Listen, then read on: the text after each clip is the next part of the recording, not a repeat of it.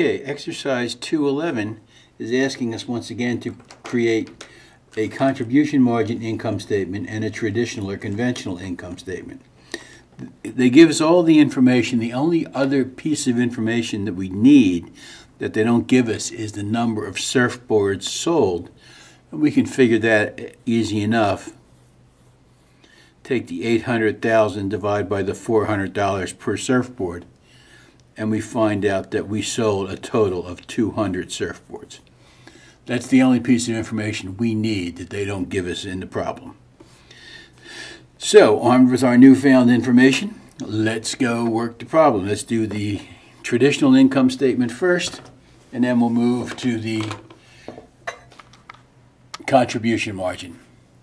So the sales is 800,000, and that's not going to change no matter what, so we'll just write that in both places. 800,000 and 800,000.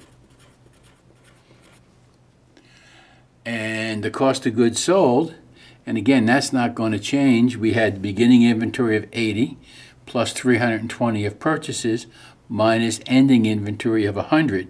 So our cost of goods sold is $300, or 300,000, excuse me.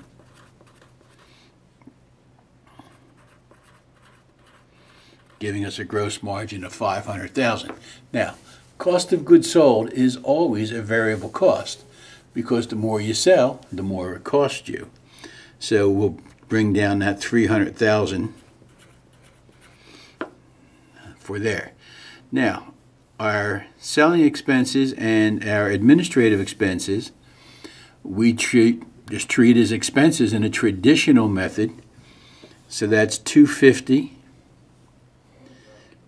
Okay, and 160 because we bring in the fixed and the variable, and when we combine those expenses, that's 50 per surfboard plus the 150,000 fixed, and in selling administrative, the variable admin expense is $20 per surfboard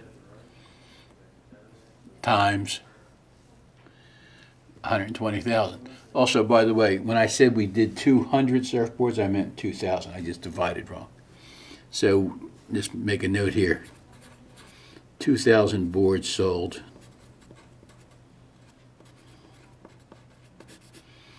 So we have it. Okay. So we'll combine the 250 and the 160, and we come up with 410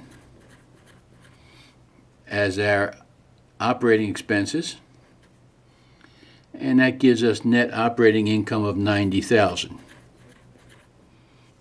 And we know that's going to be the same in the contribution margin format too. Now, the difference is going to be right in here where we break out the variable selling and the fixed selling. That's the difference. So the variable selling expenses is $50 per unit, 2,000 units, that's 100,000.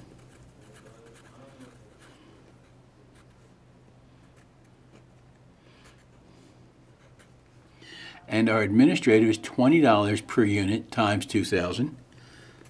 That's 40,000. So the 800,000 in sales minus the 440,000 gives us a contribution margin of $360,000. Now we're going to bring in our fixed selling expense and our fixed administrative expense. That's 150 fixed selling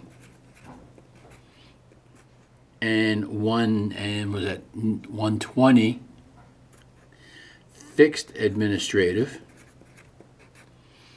And we do indeed end up with 90,000. Now, the next thing it says is how much do we contribute to fixed expenses? How much does each surfboard contribute towards fixed expenses? Well, total fixed expenses were what, 360,000, right? We had 270 here, plus we had 40 and 100. Yeah, so altogether our total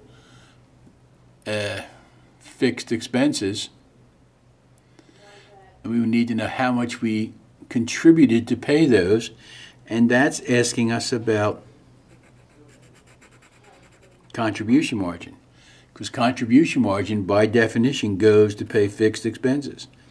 So if we generated $360,000 of total contribution margin and we sold 2,000 surfboards, to make that, each surfboard contributed $180 to pay the fixed costs. So that's the concept. Contribution margin is used to pay fixed expenses. How much did each surfboard contribute? $180. Let's take a look at the numbers that are exactly the same. The sales number will stay the same. The cost of goods sold will stay the same. The net operating income will stay the same. The difference is that, and I'll highlight the differences in a different color. We'll use green for the differences. In a traditional income statement, we look for the contribution margin, or the gross margin, excuse me, and in a contribution format, we look for the contribution margin.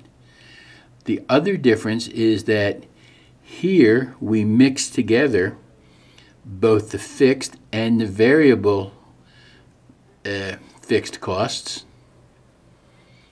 For 410, here we break them out, this and this and this and this. That's where we come up with the 410 there.